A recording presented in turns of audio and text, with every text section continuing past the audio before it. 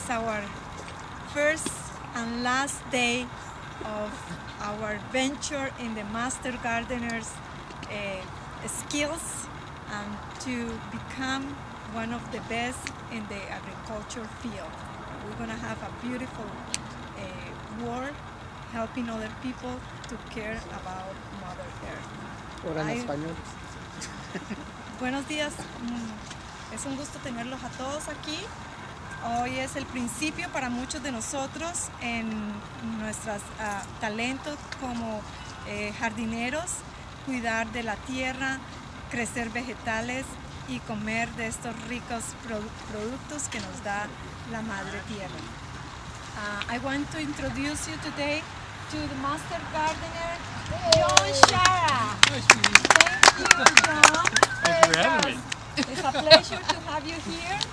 Thank you for hosting the tour, the program, and we're gonna learn.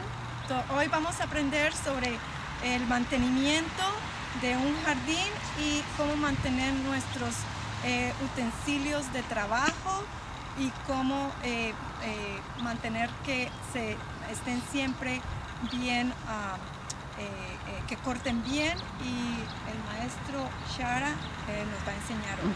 So, thank you for being here. Thank you, everybody. Thank you. Thank you, Paul. And thanks, everybody, for showing up, in spite of the showers and everything else. I want you to imagine something, okay? Pretend yesterday we went out, got a couple little pony packs, okay? We're going to our raised bed this morning. We're going to plant those bad boys. You've been thinking about that. Got out there with my coffee. I'm ready to go. I did find my plants. I walk out to the garden. Where's my trowel? Is it in the car? I go to the car. It's not in the car. Did I leave it in the planting mix? No, it's not there. I go out in the back. Is it out there? I can't find my trowel. Now I'm a half hour into this thing. Okay? And all I wanted to do was get this can on the ground.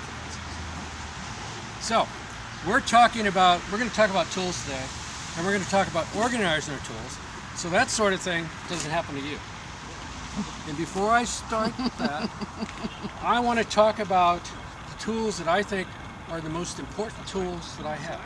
And I'm going to give you a tool to start out with that I think is probably one of the best tools that the Master Gardeners have. And that is our hotline card. Raise your hands if you don't have a hotline card. Okay, you're going to get one. And you're going to need that someday. And you're going to need that. Now, let me explain what this is. Master Gardeners of Orange County, we're volunteers. We're trained by the University of California Extension Service with Davis and Redlands and all those folks. And then we work with the Meisters like Isabel, who shows the big stuff. What we have here, our hotline, this site is manned 24/7 by Master Gardeners. You can phone them, you leave phone messages, you can hit it with email, whatever you want. And you can ask even the most obscure questions that you ever could imagine. How do I get rid of rats? Where do I find the best persimmon? Where do I get mulch? Where's the cheapest mulch? All those kind of questions that you might come to your head, but you don't know where to go. Now, you could come to me out here while I was walking around being a Master Gardener volunteer, and you could say, John, where do I get this? And I might say, well, I'm not sure exactly, but I'll give you an answer, okay? And you're thinking, where did you get that? So it may not be, you're always kind of unsure. Or you go to, worse yet, you go to a store, and the store is always going to sell you something. And again, that may not be what you need. But with this little card, when you ask a question to the Master Gardeners at the hotline, what you're going to get is you're going to get an answer, okay? The answer is going to be backed up by research done by the university. And generally what they're going to do is drill down through a university website and show you where you got that. So you can read it yourself and see where they got it. So that's why this becomes such a valuable tool. So hang on to that. I had stuff spread all over the place. And I could never seem to find that trowel that loper or the thing that I needed. So what I'm going to give you today is a little quick overview. And I didn't invent this. These were people, master gardeners, who showed me this, and I liked it so much, I'd like to kind of spread it. Now what the master gardeners are talking about, it makes a lot of sense. I have mechanical tools at home. I have them in a toolbox. So I know where to go and get that tool. I don't know why I didn't think to put all my gardening tools in one spot so I could find them. This is typically what we use or something like it. I use this because it's very inexpensive, because I'm a very inexpensive kind of guy. I like to make things last. I'll spend a lot of money. This little cover for my $5 bucket from Costco, the cover I think costs less than $20. So we're talking about $25 to get a way to organize your tools. And what I have in here are the things that I need every day, basically, to handle stuff in my raised beds, or handle my fruit trees, or I throw this thing in the car when I come out here and work, or I bring it out when we're working out at Screc. All that stuff is available to me. That's why I like this. You could use anything, but I'd like to encourage everybody to try to gather their stuff up in one spot. A couple little additions I made to my bucket. I put some 3/4 inch plastic tubing on the top here, because this thing gets a little heavy when you drop wrenches and screwdrivers and saws and all kinds of other silly things in here. If you put a 3/4 inch cut a little piece of plastic pipe and just disconnect this thing, slip it on there, it's much easier to carry. It's not so uncomfortable carrying it on. Back to my toolkit. Next thing I need is a trowel. So I always keep my trowel. I do have some other stuff. Tape measure, good. Nice. The bigger, heavier trowel that people like to buy. This works nice when we're talking about amending beds. To get a bag of a manure, or soil amendment, compost, or whatever. This is a nice way to move that material. So it's nice and light, big and heavy. Another tool that I like to carry around in my bag, folding saw. These are real sweet. About 20 bucks, 25 bucks. Ronas, this is a little different. The new ones are really nice because the way they've got these blaze work now, they cut both ways. It used to be you only cut it on a pull or the push, I think it was a pull. Now they cut both ways. A nice piece. And they have bigger ones than those too. Bigger, yeah, they've got bigger and bigger. But I said, I like this. This because it's kind of handy. I can keep it in here and easy to do. I do have a small set of loppers that fit in here. These are kind of nice. Nice for working small stuff. Loppers, you're really close, and you've got your big one. Works pretty nice. That I like on my tool. This is kind of handy, but it's kind of specifically out here. And maybe in the Santa Ana parks, you might find yourself needing this, because sometimes they don't put handles on all the hose bibs. This is one of those multi devices you can get in any hose bib with this particular little thing. Not very expensive. Because I have vegetables and sometimes I'm working with seeds and bulbs and things like that, this dibbler is kind of cool. Okay? And it gives you, it's just nice to set things and look at. It's poking holes in dirt, basically. And for some reason I find it handy when I'm working with just a dibbler. If I went over here and I kicked at it,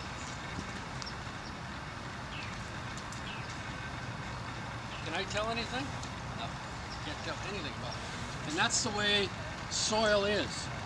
The only way I'd know whether there's whether these things have been irrigated properly is with this. This is because you just can't tell what's going on down there that deep in the soil. Now, let's look at this.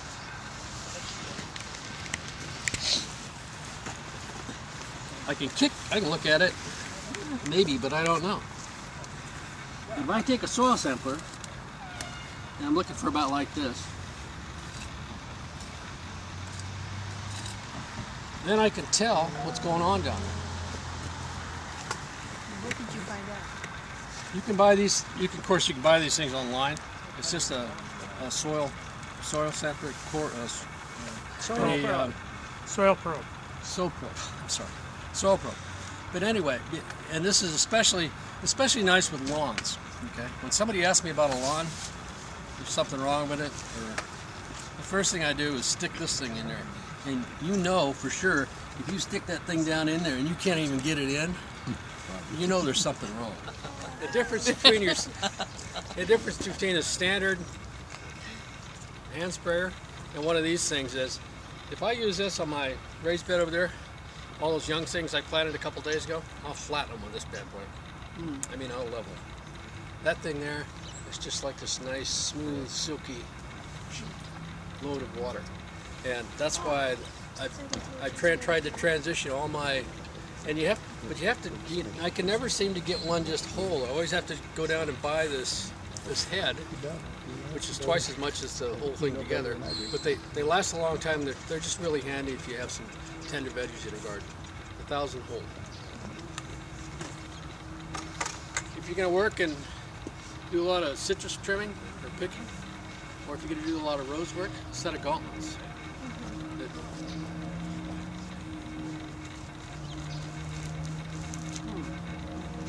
Canvas gauntlets. Isabel makes us things. He needs them. But they're awfully handy sometimes when you know we got to get all poked up. A decent set of lopers. You always need that. And again, we'll be talking about sharpening these things in a minute. Another thing that I find sort of handy is this. This is just a. This is one that's sold by Home Depot. I just find these things. They save you from stepping up on a ladder most of the time, because you can get just about high enough on most of your fruit trees, because they certainly don't want it any higher than this. And they're pretty sharp and they're pretty effective, and they don't cost very much. I really do like this. There are two sizes. Yeah. That's a small one and a big one. Small That's one and my big. favorite one. Isabel's got all of them. You know. I got this. Every size I'll have it. I've been training these guys. None of it took either. You've been training everybody. When we go to sharpen our tools today, I'm going to be talking about this file and this handle. This is the cheapest file you can buy at Home Depot.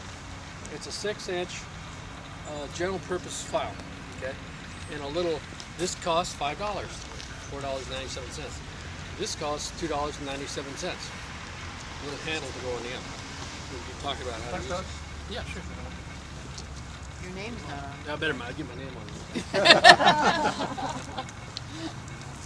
Something else that I find valuable, we do a lot of espalier work out here. We're running trees all over the place, and there always seem, or you're trellising tomatoes, sweet peas, all kinds of stuff on things. I find this this natural jute fiber of all of this kind of nice. And you can just drop it in the bottom of your toolbox. But for tying stuff, it really works, and it's biodegradable. I have used tape for that kind of thing, but every time I use this stuff, I feel like I get tape all over the place. And it's not biodegradable. It stays there forever. So I'm kind of leaning towards this jute. It's nice, it's easy stuff to work with. Now, let's talk about tool. There's nothing worse than a dull tool. In fact, a dull axe, if I remember my old Boy Scout training, is worse than a sharp axe. And the reason is, a dull axe doesn't cut, it tends to bounce and ricochet off things. And so you can hurt yourself. So keeping a tool sharp is really important. And I think people have made too big a deal out of sharpening tools. It's not that hard to do. And if you need $10 worth of sharpening material, and you can keep your loper dead sharp, you can keep your little hand loper dead sharp, even sharpen my little gizmo with it. So we're going to talk about that. This is where I keep all my grafting tools. This stuff here is real nice. Hand cleaner and tooth cleaner. And that stuff is really nice for cleaning tools. Again, I think that's available down. Those guys down in Orange County Farm Supply should give me something all the time I talk about other stuff. but a nice John, may I see that? Now, let's do a quickie tool sharpening deal. And let's talk about theory of sharpening tools. The trick is to get the edge back on the tool without taking off a lot of material. Okay? Taking off a lot of material on steel is hard. And we're using a very light file. Which is really, what's really funny, okay, for the guys. The gals seem to be better at this than the guys. And I'll tell you why. Because the guys want to put a lot of pressure on this thing as they run this thing across the edge of the blade. The girls listen to me and say, just, you know, run it there. You can feel it cut, and that's all the pressure you need. You don't need to try to plunge this file into that edge of that steel, because first of all, these little teeth on here are tiny. They're tiny little things. They're probably not even, I don't know, 25 thousandths deep. Okay, so if you're really leaning on that thing, you can cram a lot of metal into the face of your file, and then you're not going to get anything to cut. You just want it to cut. You want the metal to spill off. It's called scarf, and you want a nice sharp edge. Now, what's really nice about sharpening most of these tools is we're only kind of looking at one edge. Okay. Now, the steel in most of these tools. The steel. I've still got Persimmon. persimmon. All right. Recognize that. We're picking persimmons. I got persimmon all over everything. Where was it? Okay. We are the steel in this tool. It's not. It's tough and hard, but not real hard. This file is brutally hard. It's 60 Rockwell plus. Okay, but it's brittle. If I hit it hard enough on the edge of something, it would break because it's brittle. The steel in this here is probably high 40s, maybe high 50s, which means it's probably half as hard, or maybe not even that, of this, because it's kind of a geometric curve, but half as hard as this. So we can easily cut this metal with this little file. That's the first thing. And the reason we don't want this stuff terrifically hard is if it's real hard, then it's brittle. So if you're twisting, trying to cut something, you might snap this blade off. And we don't want that. So we'll put up with a little edge coming off this thing because we know we can sharpen it pretty quickly. And if we put a nick in, and that's what we're trying to do. We're trying to take the nicks out of this thing. We're trying to get the edge back. And it's a simple thing to do. Now what I'm going to do, and what I'm going to show you, is I'm going to be, see, that's our cutting edge right there. And on most of these tools, you've got a flat side and you've got a beveled side. And we're going to be working on the beveled side. We're not going to be messing with the flat side, because the flat side works like this is almost like an anvil as this thing shears across here. So we're not worried about this. I'm worried about bringing this back. If I get a big gouge here, where the thing is just, the edge has been pushed flat, then I'm trying to bring that edge back. And how I'm going to do this is the way I'm going to hold that tool. See that? My hand like that, and I'll put my finger down like that. It kind of supports it. And we're just going to, and what I'm going to be doing is just running that along the edge. And you can see the material kind of clean up. And that's what I'm looking for. I want it to clean up down in there. Because remember, what I don't want to do, I didn't want to take a lot of material off this thing.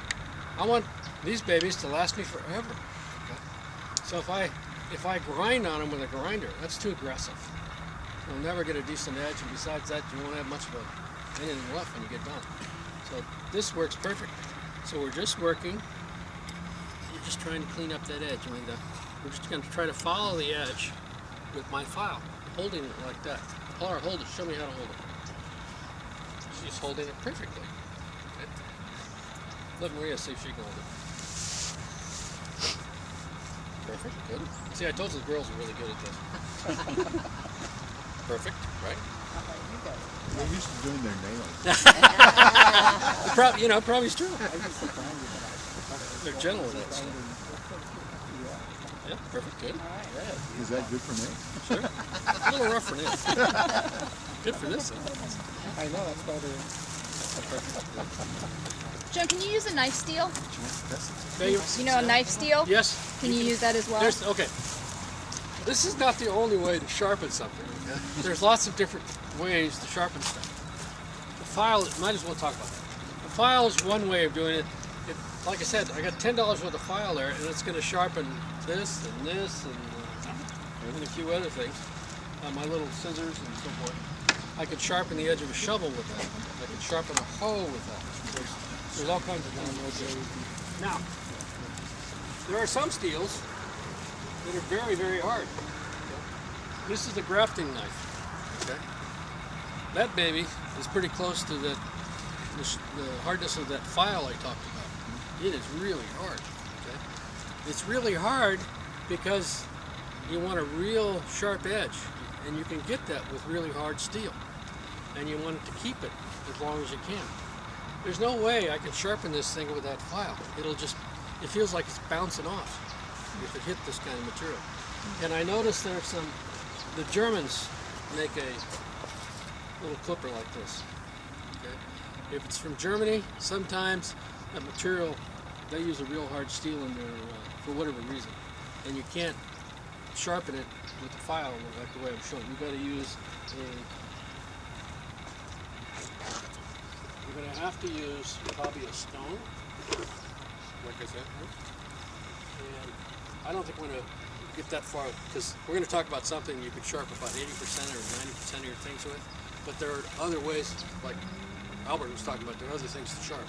I have what they call a lap, okay? This is has a little plastic handle on it, and if you feel this, it doesn't feel like anything, but it's actually impregnated with industrial diamonds, and they're tiny. Now that's a medium grit, meaning that if it was fine grit, it'd be a real small diamond.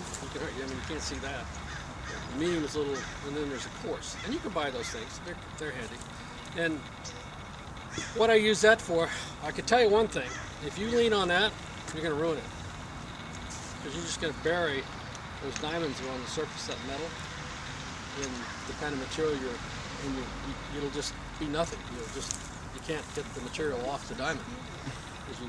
But you can use it if you use it very lightly on an edge that you've already brought up, say with a file or a stone. And that's where you'd use a lap. Okay?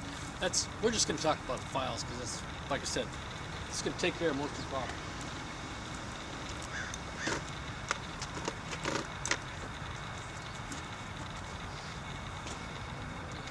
What I'd like to do, I'm going to lay out a towel here, and I'm going to get on the other side of this thing, and I'm going to sharpen a little bit, and then I'm going to let Pilar try.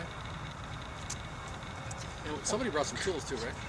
Yeah, we have Jose brought some tools. Okay, cool. We got some sharp tools. And pretty bad. and we'll just work with this file thing, and it's the kind of thing.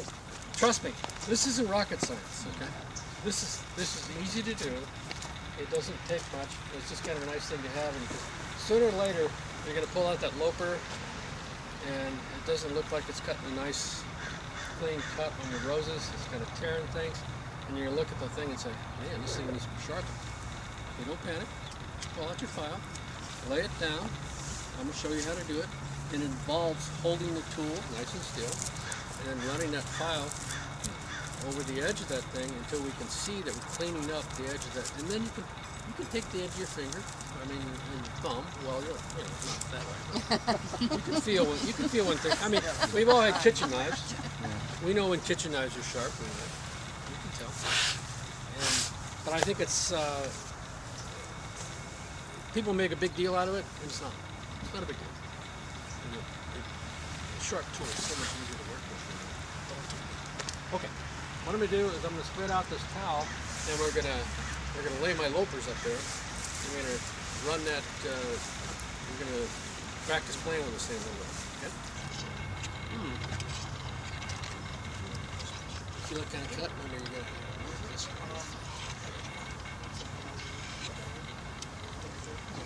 And again, I can see the edge coming up here. You want it back to maybe change the angle a little bit so we can come down here on that edge. There you go. Perfect.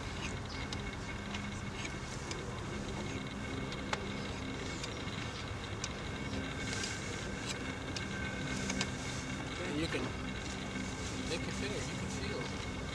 It's getting shorter. Yeah, definitely. You did it right, right? Okay, now here's an interesting thing. We've got these are different type, rather than an anvil and a shear.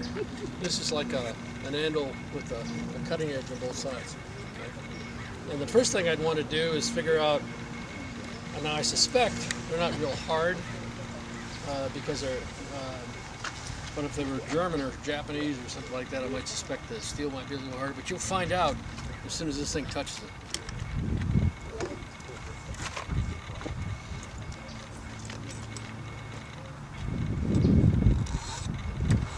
Okay, it's cutting, so the steel is cuttable with a file. If it was just bouncing off this edge, it wouldn't be worth it. Now in this case, this bad boy is it's got an edge on both sides. We're going to work on both sides of it. Yeah, it is cleaning up. That's another thing too. You can tell sometimes this oxidized material, meaning kind of a rusted blade, before you cut through that oxidation, that oxidized material tends to be just a little bit harder than the steel. So it might kind of run over the top before when it starts to bite into the steel. You can tell this thing is really cutting, and of course it cleans up right now.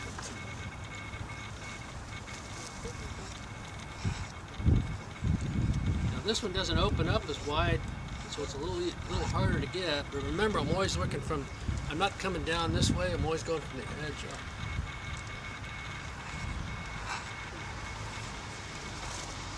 Again, I don't want to take a lot of material off this thing.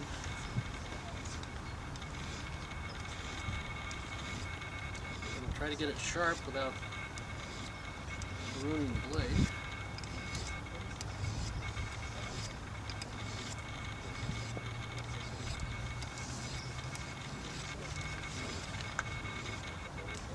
See that blade brightening up too. Yeah, you can tell.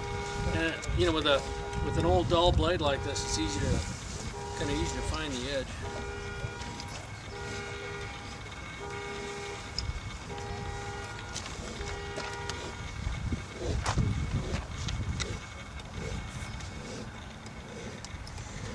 This one kind of has a big. You want to file at the same angle that the blade is cut at.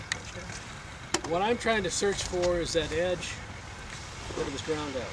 Okay, and that'll get me the sharp edge fast. The problem that you find is that a lot of these blades they're thick like this, and they're ground like that, and the edge is down here. Okay, so if you keep moving this thing back and back, the edge gets shorter and shorter like that, and what you end up with is a real sharp edge stack there, but you kind of got a hump like that. And I find that doesn't cut as nice, and like in this one here, it was starting to get like that, and then I had to go rise up on it a little bit, and kind of round out that hump and kind of bring the angle across rather than downward like this. Does that make sense? Straight angle? Yeah, it's kind of, because they forge it, they rough grind it, and then they fine grind that last edge. And typically they forge it like this, and then they grind it like that, and then the edge comes down like that. So you got this hump in there between the edge and the forge, and if you back that edge up, pretty soon you got an edge like this and a kind of a hump, and it doesn't cut very well. So you got to kind of climb back on that hump and kind of smooth it out. So you get a nice smooth cut like that. But you really have to take off some material to get it up there, but it happens.